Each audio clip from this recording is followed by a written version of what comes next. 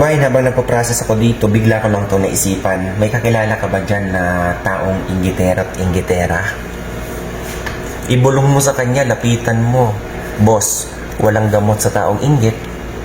Based on psychological and behavioral aspect, kabayan. Alam mo ba, isa yung malalang sakit.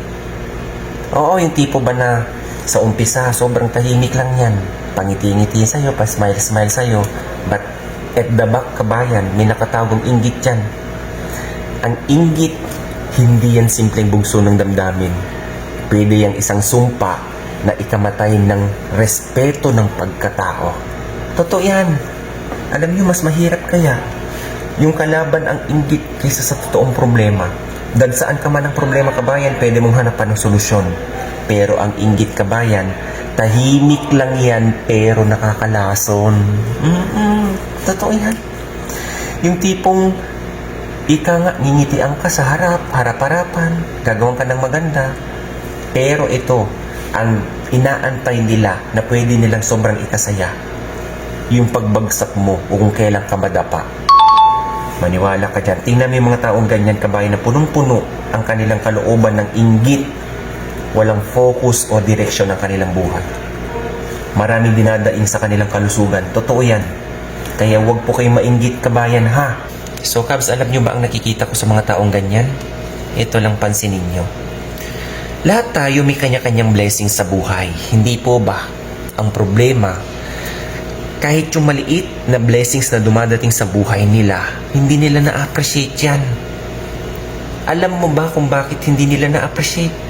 Dahil nga tinitignan nila kung ano yung meron sa iba at ang tinitignan nila yung missing sa buhay nila. I-appreciate mo kung ano yung katiting na meron ka, tingnan mo. Magaan ang pamumuhay mo, kabayan, at wala kang naapakang tao. Tandaan mo kung ikaw inggitera at inggitero, ha? Disclaimer po. Kung yung tao na iniisip, ay, yung mga taong ganyan, totoo lang. Hindi ko naman po nila lahat. Baka yung mga yan, pinagdadasal pa yan kung kailan ka bumagsak madapa. Hindi ba? Reality talk lang yan, Cubs. Sa totoo lang. Yung sasabi na, buti nga sa kanya. Cubs, huwag ganyan ang ilagay mo sa kalooban mo. Kung meron ka mang tao na nakikita na nagdurusa, maraming pinagdadaan ng problema, wala ka namang ibang ambag dyan kundi ipagdasal yan eh. Hindi yung mas ikatuwa, hindi mas yung, alam mo yun yung sasabi, buti nga sa kanya. Cubs, hindi.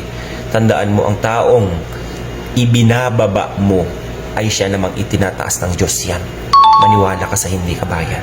Patas ang pamumuhay, kabayan, huwag mong kainggitan ang kapwa mo kung anong meron sila.